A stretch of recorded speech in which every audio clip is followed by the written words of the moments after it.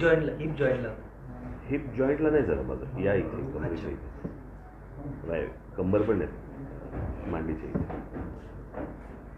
तर त्याच्यामुळे ते जरा थोडंसं माझी आत्ता अजूनही फिजिओ सुरू आहे त्याच्यावरती. तर ते काल तुम्हाला वाटलं असेल मी गाडीतनं उतरलो नाही, पण मला गाडीतनं उतरून परत चढणं आणि उतरून परत चढणं मला ते शक्य नव्हतं. त्याच्यामुळे मी अगोदर नाशिकवरनं निघतानाच मी मेसेज दिले होते की मला गाडीतनं उतरणं शक्य नाही होणार. त्याच्यात मी काय झालं, मी त्या थोडं एक औषध घेतलं होतं, त्याच्यामुळे औषधामुळे मला ग्लानी पण होती आणि त्या ग्लानीमध्ये जरा थोडंसं काय म्हणतो त्याला, श्रीकृष्ण बोललं होतं ना, ग्लानीर बहुती वारं.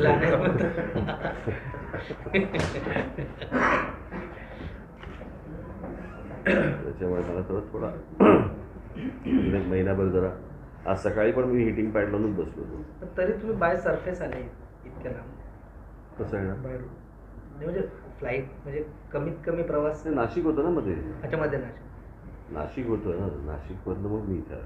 तर इथून मी आता आज दुपारचा काय कार्यक्रम माझा आटपला की इथून पुणा. काल संध्याकाळी कार्यकर्त्यांनी खूप तयारी केली होती, जवळपास 1-1.5 तास. कसं होतं, सगळ्यांनी तयारी केली होती, परंतु माझ्याकडनं आधीच मेसेज गेले होते, सगळ्यांना आधीच सांगितलं गेलं होतं. आता त्या उत्साहाला मी काही सांगू नाही शकत, म्हणून मी आत्ता भाषण करताना पण त्या सगळ्यांना मी सांगितलं का उतरू शकलो नाही, शक्य नव्हतं मला. बरं, ते कसं आहे, अजून महिनाभर काळजी घेऊन नंतर उतर चढ करायचीच आहे. आता बरं आहे. बोला. रिव्ह्यू कसा आहे नाशिकमध्ये, मग काय नेमकं डोक्यात काय आहे पार्श्वभूमीवरती. तर आता हळूहळू मला असं वाटतं होतं येतं, त्यामुळे बाहेर पडलो. आमचे दिलीप धोत्रे त्यांनी सांगितले की आपण मराठवाड्यातल्या आपल्या सगळ्या पदाधिकाऱ्यांचा एक मेळावा घेऊ. तो मेळावा म्हणून मी घेतला. बाकी काय चाललंय, महाराष्ट्रीय तब्येत बिघडवणारे तुम्ही. जे काय चाललंय ते योग्य असं वाटतंय का? जे काय चाललंय राजकीय असेल, एसटीचं संप सुरू आहे, अनेक पेपर फुटत आहेत, अनेक लोकांना अटक. त्याचं हे काय पहिल्यांदा होतं याच्यातलंही बात नाही. असं काही नाही की बाबा पेपर फुटलाय तो पहिल्यांदा फुटलाय, इतक्या वर्ष अनेकदा फुटला, पण ज्यांनी फोडला ते फुटले नाहीत अजून, म्हणून सारखी फुटतात पेपर. ज्या प्रकारचा एक कसं आहे, तुमचा शासन म्हणून एक जो वचक असायला पाहिजे तो वचक राहत नाही. मग मला जरा तुमची जरा थोडीशी ओळख करून दिली तर बरं होईल. मला नमस्कार, मी अतुल पाटील, सकाळचा रिपोर्टर. सुहास सर लोकसभा. मी सर मी तुषार मूर्ती, महाराष्ट्र टाइम्स. मी ऋषिकेश श्रीखंडे, दैनिक आदर्श गावकरी. दैनिक आदर्श गावकरी. आदर्श गावकरी. आपल्या नाशिकच्या गावकरीचं काय नाही, तिथेच मराठवाडा. डॉक्टर शेखर बघर, दिव्य मराठी. आपल्या देशामध्ये निवडणुका या येतच राहतात, म्हणून तुम्ही काही निवडणुकीसाठी बाहेर पडलो असं प्रत्येक वेळेला बोलू नाही शकत ना. आणि आता फेब्रुवारीमध्ये काय म्हणू आपण त्याला, तारखेनुसार निवडणुका व्हायला, एक तर संभाजीनगरची पुढे गेलेली आहे, वर्षभर पुढे गेली, आणि ज्यांच्या निवडणुका आहेत त्यांची खात्री नाही आहे की त्या होतील की नाही होतील, की त्या अजून 6-8 महिने पुढे जातील, की त्याच्यासाठी म्हणून बाबा हे ओबीसीचं नवीन प्रकरण सुरू केलंय, की केंद्राने मोजायचे का राज्याने मोजायचे, आणि मग त्या मोजामोजीमध्ये मग तुमच्या सगळं आपलं निवडणुका आता पुढे ढकलायच्या, कारण कोणी सामोरं जाणार नाही असं. कारण ओबीसी समाजामध्ये आज अनेक ठिकाणी या गोष्टी सुरू झाल्यात, पाट्या लावायला सुरुवात झाली, आमच्याकडे मतं मागायला येऊ नका म्हणून. त्याच्यामुळे या सगळा जो गोंधळ घातला गेला यांची हिंमत नाही परत त्यांच्याकडे जायची. काहीतरी कारणं काढून हे निवडणुका पुढे ढकलतील, माहीत नाही. आता हे निवडणुका पुढे ढकलतील का वेळेवर घेतील याची कुठचीच खात्री नसताना जर समजा मी बाहेर पडलो असेल आणि जर समजा मी माझ्या पक्षातल्या लोकांशी बोलत असेल तर त्यालाही काहीतरी बघायचं, कुठच्या तरी अर्थानेच बाहेर पडलो आहेत. आणि अर्थ असणारच आहे ना. तुम्ही पण आज इकडे माझ्याकडे आलात ते कुठच्या तरी अर्थानेच आलेत ना. शेवटी राजकीय पक्ष आहे. राजकीय पक्षामध्ये मी ज्याला बाहेर पडणार त्याला काही ना काहीतरी अर्थ असणारच. आता तुम्ही सांगाल की तुमची स्ट्रॅटेजी काय आहे, मी तुम्हाला सांगू. तुम्हाला नाशिकला विचारलं तुमची स्ट्रॅटेजी काय, स्ट्रॅटेजी सांगायची. दोन प्रकारच्या स्ट्रॅटेजी असतात, काही हिडन स्ट्रॅटेजी असते ती नका सांगू. स्ट्रॅटेजी मीडियाला सांगण्यासाठी स्ट्रॅटेजी ही हिडनच असते.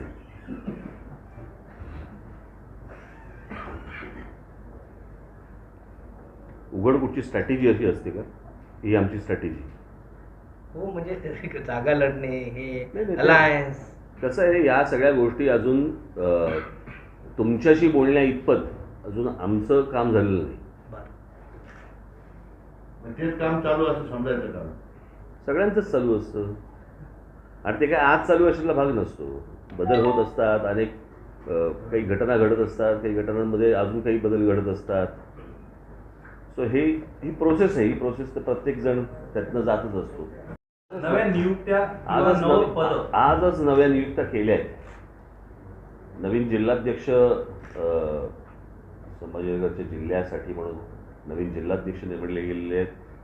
शहर संघटक नेमले गेलेले आहेत. 3 शहर अध्यक्ष नवीन नेमले गेलेले आहेत. महानगर अध्यक्ष नेमले गेले. त्याच्यानंतर काही उपाध्यक्ष नेमले गेलेले आहेत.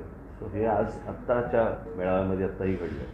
तर ते कोण कोण आहेत ते त्यांची तुम्हाला यादी देतील तुम्हाला त्या गोष्टींची. परंतु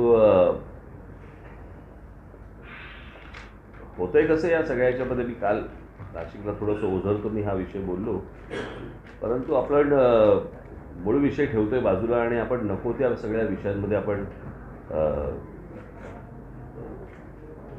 सगळं प्रकरण फिरवलं जातं. आणि शेवटी तुम्हाला जे काय फीड येतं त्याप्रमाणे तुम्ही छापता किंवा तुम्ही जे दाखवता. परंतु शेवटी तुमचाही वापरच केला जातो या सगळ्या लोकांकडनं आणि तुम्ही ती गोष्ट दाखवता त्या ह्याच्यात. म्हणजे आता उदाहरणार्थ द्या कोणतो आर्यन खान प्रकरण किती दिवस चालू होतं, जवळपास 28 दिवस चालू होतं. ज्या दिवशी बाहेर पडला त्याच्यानंतर कोणी विचारलं पण नाही सध्या कसा आहे. तोपर्यंत जोरात सगळ्या गोष्टी सुरू होत्या. सुशांत सिंग काय प्रकरण, त्याच्यानंतर तुमचं ते काय अंबानींच्या घराबाहेर बॉम्ब ठेवला, त्याचं काय झालं पुढे माहीत नाही. सो हे शेवटी तुमचाही हे कुठेतरी वापर करतायत आणि या वापरामधल्या सगळ्या गोष्टी घडतायत. मूळ विषय राहतात बाजूला. परवा दिवशीची बातमी, परंतु त्याच्यामध्ये तुमच्या काही वरच्या वरिष्ठांना किती इंटरेस्ट होतं मला माहिती नाही. परंतु ज्या लोकसभेमध्ये जी बातमी तिकडे जी दाखवली की 5 लाख व्यावसायिकांनी देश सोडला. 5 लाख ज्या वेळेला व्यावसायिक ज्यावेळेला देश सोडतात त्यावेळेला नोकऱ्यांवरती त्याचा काय परिणाम होतो याच्यावरती आपल्याकडे चर्चा होत नाही. याच्यावरती आपल्याकडे बातम्या लावल्या जात नाहीत. आपल्याकडे 28 दिवस आर्यन खान चालतो. आपल्याकडे कोणतं तुमचा अनिल देशमुखांची काय अटक होते. त्याच्यानंतर तो कोण वाझे प्रकरण सुरू होतं. मग ती गाडी गेली कुठे, मग ती गाडी त्याच्या मागे सगळे जण लागतात. पण हे 5 लाख जण गेले कुठे याचा शोध घ्यावासा कोणालाही वाटत नाही. की ज्यांच्या नोकऱ्या गेलेल्या आहेत, ज्यांच्याकडे मुलांची फियांचे पैसे भरायला पैसे नाही आहेत, काय तुमची फी भरायला पैसे नाही आहेत. अनेकांच्या नोकऱ्या गेल्या आहेत. अनेकांचे उद्योग बर्बाद झालेले आहेत, संपलेले आहेत. काय होते काही माहीत नाही आहे. इतकी अनिश्चितता सगळ्या गोष्टींची असताना आम्ही काय फिरवतोय, आम्ही या असले विषय फिरवतो.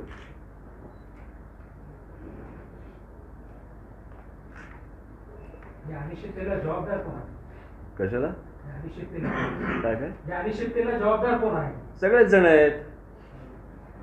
जसे राजकारणी आहेत तसे तुम्ही पण आहात.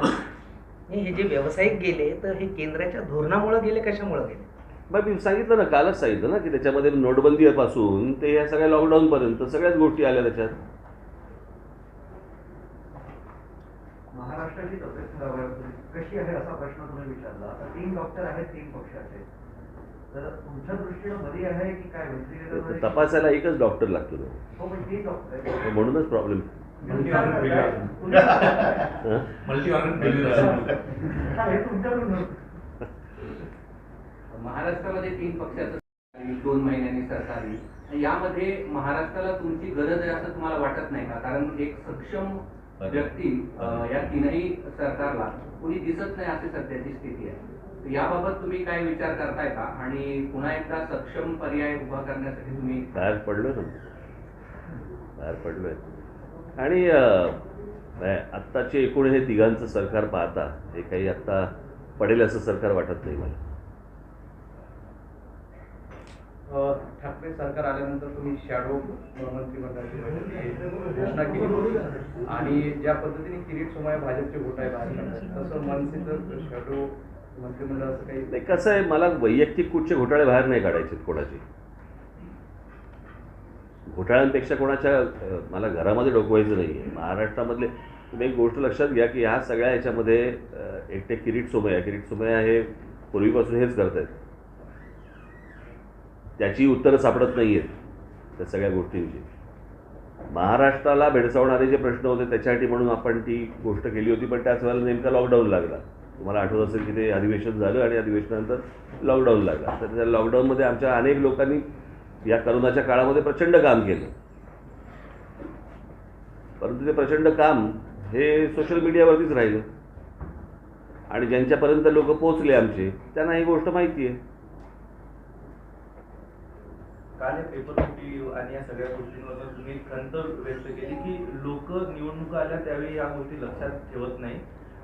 येत्या काळात तुम्ही निवडणुकांना समोर जाताना या मुद्द्यांसह निवडणुकीसाठी ज्या गोष्टी लागतात त्या गोष्टी देखील घेऊन बायक्रूप पुढे जाणार का निवडणुकांसाठी? ते अर्थातच. कसं आहे, या सगळ्या याच्यामध्ये शेवटी राजकारणी समाज बिघडवतात का समाज राजकारण्यांना बिघडवतो असाच प्रश्न पडावा अशी स्थिती आहे. जर निवडणुकीच्या तोट्यावरती मला अजूनही आठवते की 98ची निवडणूक लोकसभेची, कांद्याच्या भावावरती निवडणूक झाली लोकसभेची. कसं होतं, रोजच्या रोज प्रत्येक गोष्टीला आपण शिव्या घालायच्या. आज ह्या संभाजीनगर महानगरपालिकेमध्ये एवढे प्रश्न आहेत, मग तो पाण्याचा प्रश्न असेल, रस्त्यांचे प्रश्न असतील, अनेक प्रश्न असतील. पण निवडणुकीच्या वेळेला ज्या वेळेला ह्या सर्व गोष्टींचा जर विसर पडत असेल तर मला असं वाटतं की मग तुम्ही हेच भोगा.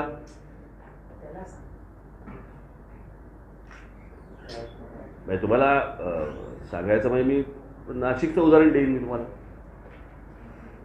म्हणजे नाशिकचे आजही तिथले पत्रकारही तेच सांगतात, तिकडची लोक तेच सांगतात आज की आमच्या काळामध्ये जे नाशिकमध्ये काम झालं ते त्याच्या आधी कधी झालं नव्हतं आणि दुसऱ्या कोणाकडनं तशा प्रकारचं काम पुढे होईल असंही वाटत नाही. म्हणजे तिकडे जवळपास आम्ही नाशिकच्या पाण्याचा प्रश्न पुढच्या 50 वर्षासाठी सोडून टाकला. आता महानगरपालिकेमधला एखादा पक्ष 50 वर्षाचा एखाद्या शहराचा पाण्याचा प्रश्न सोडवतो. तिथे अनेक नवीन उपक्रम ज्यावेळेला त्या शहरामध्ये येतात, अनेक गोष्टी होतात. म्हणजे तिकडच्या तर पत्रकारांनी आता गेले की अनेक पावसाळे गेले, त्या अनेक पावसाळ्यामध्ये अनेक शहरांमध्ये खड्डे झाले. खड्ड्यांचे फुटेजेस तुम्ही सगळेजण घेता. त्यांना ज्या वेळेला सांगितलं त्यावेळेला त्यांनी त्या सगळ्या तुमच्या काय जे तुमचे जे केवढे बसलेले असतात त्यांना सांगितलं की इथे खड्डे नाही आहेत. आता जर रस्त्यामध्ये खड्डे नसतील तर ही चांगली गोष्ट मानायची. पण ह्या सगळ्या गोष्टी करून पण जर समजा निवडणुकीच्या वेळेला वेगळ्याच विचारांवरती जर समजा आपण मतदान करणार असू तर कोण तुमच्यासाठी चांगलं काम करेल असा पण प्रश्न पडतो ना. जर समजा कामावरती जर मतदान होणार नसेल तर मग समज असा व्हायला लागतो की बाबा हे काय कामावरती मतदान करत नाही, बाकीच्याच गोष्टींवरती करतात. मग कामं करायची कशाला? कशासाठी रस्ते सुधारून पाहिजेत? त्या वेळेला शिव्या घालतील. निवडणुकीच्या वेळेला काहीतरी वेगळं सुरू केलं की वेगळ्या गोष्टींवरती मतदान करतील. लोकांनी या गोष्टींचा राग जोपर्यंत व्यक्त होत नाही मतपेटीतनं तोपर्यंत हे कोणीच सुधारणार नाहीत. निवडणुकीच्या तोंडावरती ह्या पक्षातून त्या पक्षात जायचं, त्या पक्षातून त्या पक्षात जायचं. आणि जर का तो निवडून आला तर मग काय बांधिलकी नावाची काही गोष्टच राहिली नाही.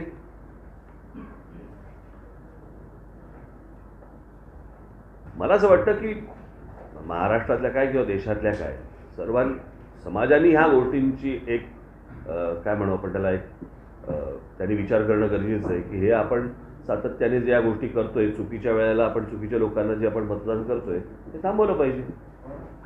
माझं असं मत आहे, बाप दाखवणार तर श्राद्ध घाला. ह्या लेवलला जोपर्यंत लोक येत नाहीत, समाज येत नाही, तोपर्यंत हे कोणी सुधारणार नाही. या सर्वांनी लोकांना गृहीत धरलेलं आहे की तेवढ्यापुरता शिव्या घालतील, निवडणुकीच्या वेळेला येतील, जातील कुठे. पण असलंच राजकारण भिंत आहे आणि जो कोणी पण भिंतय म्हणजे शेवटी समाज आहे ना हो. लोक मतदानाला उतरतात ना, तुम्ही तुमच्यासारखे काही लोक जेव्हा मला फुकट घालवत आहेत ना,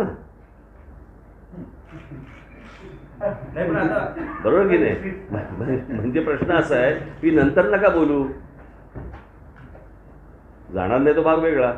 काय असतं, काही लोकांचं सुधारायचं वय निघून जातं, काही लोकांचं फुकट जायचं वय निघून जातं. तसं आता माझं फुकट जायचं वय निघून गेलं. पण जायचं वय नाही आहे, पण गेले 20-25 वर्ष बघताय तुम्ही की गठबंधनचं युग आलेलं आहे, युती आघाड्यांचं युग आहे. अशा स्थितीत आपण तसं विचार नाही करत ना.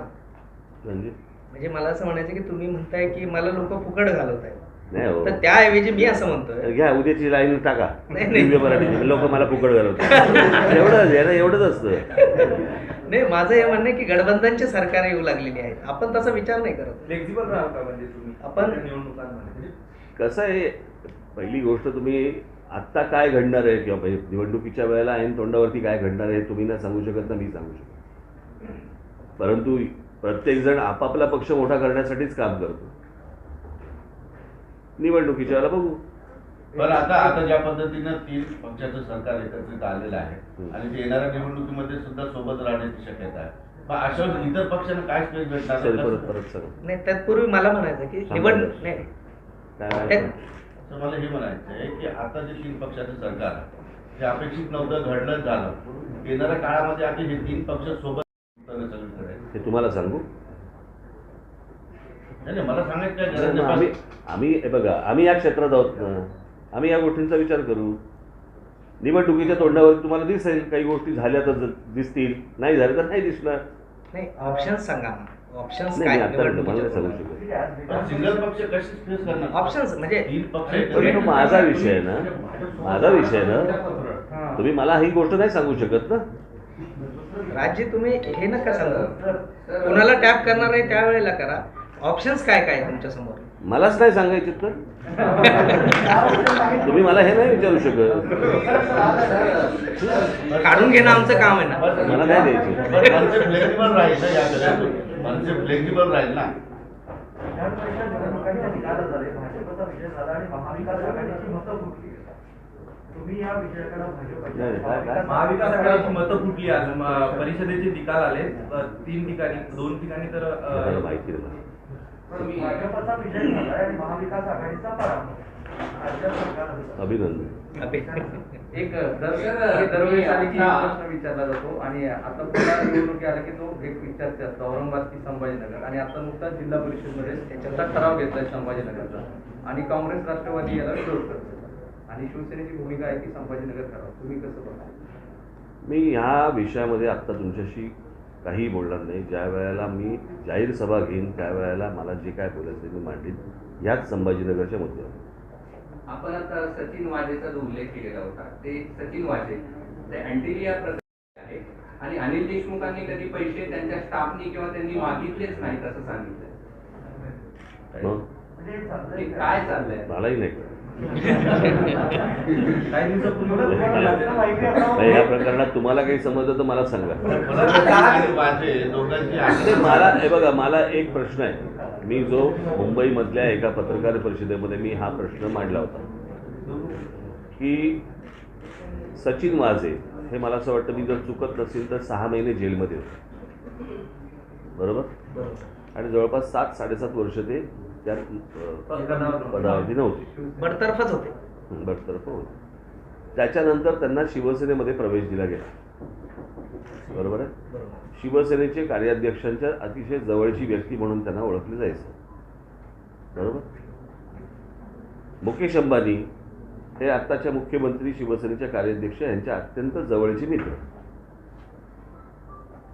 आता एक जवळचा माणूस दुसऱ्या जवळच्या माणसाच्या घराच्या खाली जाऊन बॉम्ब लावतो. मला ह्याचा अर्थच अजूनपर्यंत लागलेला नाही. आणि त्याचं उत्तर जोपर्यंत सापडत नाही तोपर्यंत तुम्हाला पुढची प्रकरणं काय आहे ती कधी समजणारच नाही. आणि म्हणून मी तुम्हाला सांगितलं, त्याच वेळेला बोललो होतो की मूळ विषय राहील बाजूला, हे प्रकरण कुठेतरी भरकटत नेतील आणि मूळ विषयावरती कधी येणार नाही. विषय सुरू झाला खाली जिरेटिंग ठेवल्यापासून ना त्या घराच्या. आपण सर्वजण इथे संभाजीनगरला असतात, त्याच्यामुळे आपल्याला तिथली तो कुठचा रस्ता, अल्टा माउंट रोडवरची तिकडची जर तुम्ही सिक्युरिटी पाहिली तर माणूस जर समजा 2दा गेला तिथून तर विचारणा होईल. इतकी कडक सिक्युरिटी आहे त्या सगळ्या भागात. अशा वेळेला एक माणूस तिकडे जातो, तिथे गाडी लावतो, गाडी लावल्यानंतर मग परत येतो आणि मग एक परत चिठ्ठी ठेवतो आणि मग परत जातो. याची उत्तरं काय? म्हणजे स्क्रिप्टेड आहे म्हणा. मला काही याचं उत्तरच सापडत नाही ना. जर वाझेने तिथे गाडी ठेवली आहे, जर वाझे हा शिवसेनेचा माणूस म्हणून आहे, मुकेश अंबानी जर उद्धव ठाकरेंचे जवळचे मित्र आहेत, तर वाझेने तिथे जाऊन गाडी का ठेवली? एक साधा सरळ प्रश्न आहे ना माझा. याचं उत्तर अजूनपर्यंत येत नाही. हे जे आता तुम्ही कोणी विचारलं मला, आता तुम्ही विचारलं, हे तर 25,000 फुटावरचं विमान चाललं आहे. देशमुख मूळ विषय मी विमानाचं टेक ऑफचं बोलतोय. आणि कशासाठी टेक ऑफ? मला समजतच नाही. त्यावेळेला तुम्ही माझ्याकडे आता फार मी तुम्हाला काही डिटेल देऊ शकत नाही, मी सांगू शकत नाही, सांगणार नाही. परंतु मी असं वाक्य त्यावेळेलाही तेच होतं, आजही माझं तेच होतं की हे जिथून सुरू झालं आहे त्याचा जर समजा शोध लागला तर पुढे फटाक्याची माळ लागेल. परवा दिवसभर जे सुरू होतं उचलले जातात का असं तुम्हाला वाटतं? कारण याआधी पण मुळात पहिलं आपण एक गोष्ट लक्षात घेतली पाहिजे की आरक्षण हे कुठच्या गोष्टींसाठी आहे तर 2 गोष्टींसाठी प्रामुख्याने. एक शिक्षण तर दुसरं नोकरी. महाराष्ट्रामध्ये जर बघितलं तुम्ही तर बहुतेक शिक्षण संस्था या खाजगी होत चाललेल्या आहेत आणि महाराष्ट्रामधले बहुतेक उद्योग हे खाजगी उद्योग क्षेत्र होत चाललेले आहे, सरकारी उद्योग क्षेत्र राहिलेले नाही. केंद्रातले जे सरकारी उद्योग आहेत त्याचंही खाजगीकरण मोठ्या प्रमाणावरती सुरू आहे. अशा परिस्थितीमध्ये खाजगी उद्योगांमध्ये आरक्षण नाही, खाजगी शाळांमध्ये आरक्षण नाही. मग ही आरक्षणाची जी मागण्या ज्या सगळ्या सुरू आहेत या कोणासाठी, कशासाठी आणि फक्त या मतांसाठी आहेत, याच्या पलीकडे याला काही अर्थ नाही. आत्ता या महानगरपालिकांच्या जवळपास निवडणुका आज आहेत. केंद्र सांगते राज्यांनी मोजावेत ओबीसी किती आहेत महाराष्ट्रामध्ये. राज्य सांगते ओबीसीची यादी आम्हाला केंद्राने द्यावी. जर केंद्राकडे यादी आहे तर केंद्र देत का नाही आहे? आणि किती 430 कोटी 435 कोटी रुपये लागणार आहेत की महाराष्ट्रामधले किती ओबीसी आहेत हे मोजण्यासाठी. 435 कोटी म्हणजे साधारणपणे 2-3 तासातला भ्रष्टाचार आहे ह्यांचा. आता एवढे पैसे मिळू शकत नाहीत काय ना? हजारो कोटीची गोष्टी सांगायच्या, इतके 1000 कोटी याला घातले, इतके 1000 कोटी याला घातले, इतकेशे कोटी रुपयाचं एवढं आम्ही केलं. पण 435 कोटी रुपयांनी काय फरक पडणार? त्याच्यामध्ये ओबीसी समाज मोजून पण होईल. हे करायचं आहे की नाही करायचं या लोकांना, ह्याचं हे जे सगळं राजकारण करतायत ना, की याच्यामध्ये जेवढं जास्तीत जास्त जातींमध्ये फूट पाडता येईल तेवढी फूट पाडायची आहे.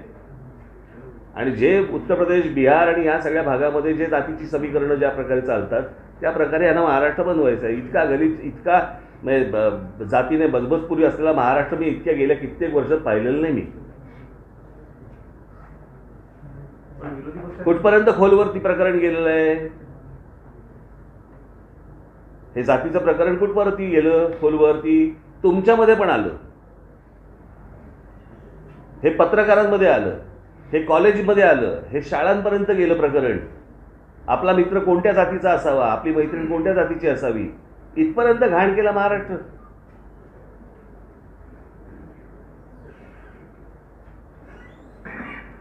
आणि कोणतरी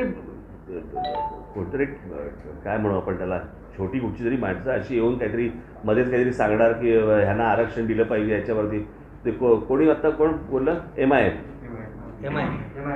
तिरंगा रॅली हा? काढली, तिरंगा रॅली काढली मुंबईत. माहिती नव्हतं कोणाला मुंबईत.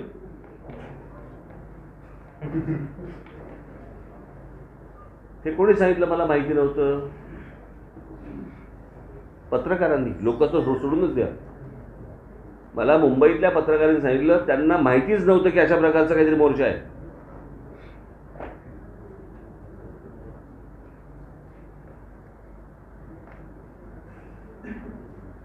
हे दोन्ही साईडनं होतंय.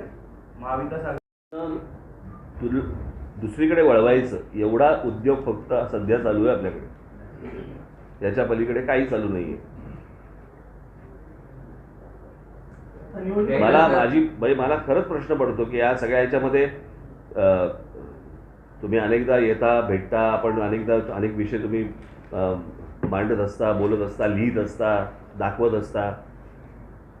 लोकांनी या गोष्टी नीट याच्यात गांभीर्याने घेणं गरजेचं आहे. काय आहे, मी त्या दिवशी माझ्या एका भाषणामध्ये मी सांगितलं, माझ्या एका मुलाखतीत पण सांगितलं होतं मी, की नुसतं सुशिक्षित असून नाही चालत, सुज्ञ असायला पाहिजे.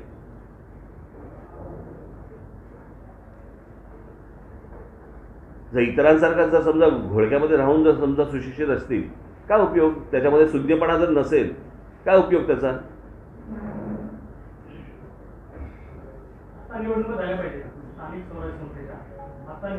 झाल्या पाहिजेत का? ह्याला काय लॉजिक आहे? वेळेनुसार व्हायला पाहिजेत. महाराष्ट्रात एवढे सगळे प्रश्न आहेत, पण नवीन युनिकॉर्न मायक्रॉन काय मायक्रॉन सर तुम्ही म्हणताय युनिकॉर्न गाडीचं नाव. युनिकॉर्न कधी गाडीचं नाही. लोकांची मानसिकता बदलली जाते या गोष्टी राजकारणामध्ये. आता काल जे नरेंद्र मोदी यांचे सगळ्या गोष्टी झाल्या, दिवसभर रात्र होते काशी विश्वनाथ, याच्यामध्ये हिंदुत्वाची लाट भारतामध्ये काल जवळपास 8-10 तास दिसली. पण ह्याच गोष्टी लोकांच्या मतदारांना प्रभावित करतात. मला अजून काही लाट दिसत नाही आहे. भावना आहेत. एक तुम्हाला गोष्ट सांगतो, ज्या वेळेला बाबरीचा ढाचा ज्यावेळेला पडला ना, त्यावेळेला लोकांच्या मनामध्ये राग होता. रागाचं परिवर्तन हे मतांमध्ये झालं. पण ज्या वेळेला राम मंदिर ज्या वेळेला बांधलं जातंय त्यावेळेला लोकांना आनंद आहे.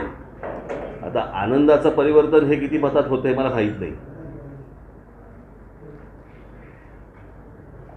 गैरहजर एसटी कर्मचारी जे आहेत त्यांच्यावरती सतत निलंबनाचे. नाही, मी काल म्हटलं ना, 1 लाख कर्मचारी आहेत. अंगावर आले तर काय करेल सरकार? त्यांना समजून घेणार आहोत की नाही आपण? 4-4 महिने पगार द्यायचे नाहीत त्यांना. ऐन दिवाळीमध्ये तुम्ही पगार देत नाही आहात. बाकीच्या सगळ्या गोष्टी सगळ्या सुरू आहेत ना ह्यांच्या.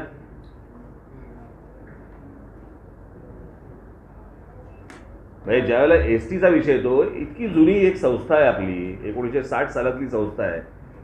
ती प्रॉफिटमध्ये येऊ शकत नाही. तुम्हाला त्याच्यामधला भ्रष्टाचार थांबला. तुम्हाला आठवत असेल तर मी 4-5 वर्षांपूर्वी एक व्यंगचित्रपट त्याच्यावरती केलं होतं.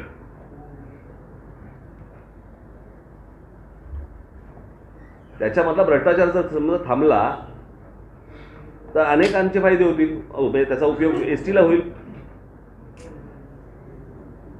मी त्या दिवशी माझ्याकडे आमचे आपले काय ते देवेंद्र फडणवीस ज्यावेळेला आले होते त्यावेळेला मी त्यांना सांगितलं, मी म्हटलं तुम्ही विरोधी पक्ष नेते आहात, तर मी एक प्रोफेशनल मॅनेजमेंट कंपनी ही एसटीसाठी चालवली, एसटी त्यांनी चालवावी. उद्या जर समजा अशा प्रकारची एखादी गोष्ट आली तर तुम्हाला कळेल आपोआप की भ्रष्टाचार कुठे होतं आणि कुठे थांबवलं पाहिजे ते. पण सगळ्यांनीच हात धुवून घ्यायचे ठरवले त्या एसटीमध्ये तर राहणार कुठून नटबोळ? तुमची पवार साहेबांबरोबर पण ह्या मुख्यमंत्री आजारी आहेत. तुमची पवार साहेबांबरोबर पण ह्या खबर नाही पोचली का इथे? तुमची पवार साहेबांबरोबर पण चर्चा झाली याच विषयावर. त्यामुळे महाराष्ट्र त्यांचं काय मत? त्यांचा आजार पण महाराष्ट्रालाही लागला. पवार साहेबांबरोबर पण तुमची या विषयावरची चर्चा झाली. तर त्यांना ह्या सगळ्या प्रश्नांकडे बघताना काय तुमचं आणि त्यांच्या मतांमध्ये काय हे होतं? नाही, त्यांचं असं नक्की त्यांनी ते म्हणूनच बोलूनच दाखवलं की पगार न मिळणं ही बरोबर नाही गोष्ट. पगार तर तुम्हाला मिळालेच पाहिजे. आता कसं होतं आहे की त्याच्यामध्ये शासकीय कर्मचाऱ्यांसारखे पगार STच्या कर्मचाऱ्यांना मिळाले पाहिजेत. आता अशी जवळपास बरीच महामंडळं आहेत, उद्या सगळेच उभे राहिले तर हे पगार देणं शक्य नाही होणार त्या सगळ्या ह्याच्यामध्ये. वरती परत त्याच्यात 7वा वेतन आयोग लागला आहे. हे एवढे पैसे आणायचे हे शक्य होणार नाही. परंतु पगार वाढ ही थोडी बहुत प्रमाणामध्ये मोठ्या प्रमाणात नाही, थोड्या बहुत प्रमाणामध्ये होणं गरजेचं आहे, आवश्यकच आहे. त्याच्यामध्ये काही दुमत असण्याचं कारण नाही आहे. 41% ग्रोथ दिली आहे तरी ते म्हणजे संपत. मला असं वाटतं कुठेतरी विषय त्यांनी पण फार ताणता कामा नये. परंतु मला असं वाटतंय की त्याला एक प्रोफेशनल मॅनेजमेंट कंपनी येणं गरजेचं आहे. ती कुठची ते तुम्ही टेंडर काढा आणि काहीतरी त्याच्यावरती ठरवा. शिवनेरी आणि शिवशाही तसे प्रायव्हेटच आहे, फक्त त्यांच्या लाल परीच फिरतात महामंडळात. प्रोफेशनल कंपन्या जर आपण पेपर फुटीची प्रकरणं घेतली तर त्याही नीट काम करत नाहीत असं दिसतंय आपल्याकडे. पण एका उदाहरणावरनं आपण सगळं सरसकट अख्खं 10 वर्ष बघतोय आपण सगळी नोकरीवरती. सगळं 10 वर्षाचा फेज आहे. कोणत्याच सरकारच्या काळामध्ये प्रोफेशनल कंपनी मिळू नये किंवा हे तलाठी भरतीपासून ते कारण अपटील. की याचं कारण प्रोफेशनल कंपनी जर अशा प्रकारची दिली तर भ्रष्टाचार करायला वाव मिळणार नाही. त्याच्यामध्ये जे काही सगळ्यांना हात धुवून घेतात म्हणजे त्यांना हात धुवून घेता येणार नाही आणि म्हणून त्यांना असल्या प्रकारच्या कुठच्याही गोष्टी नको आहेत. ज्या कंपनी त्याचे मुख्य सूत्रधार महाराज याच्यात समोर आला. सर, MIM के खासदार ने कल एक प्रेस कॉन्फ्रेंस लिया था और उन्होंने हुकूमत को चैलेंज किया है कि अगर मुसलमानों को 5% रिजर्वेशन मिलता है तो MIM पूरे महाराष्ट्र में आने वाले महानगर पालिका इलेक्शन नहीं लड़ेगी. आप किस नज़रिए से देखते हैं सर? मला आरक्षणाचं माहीत नाही, पण नाही लढवली तर बरं होईल. चला.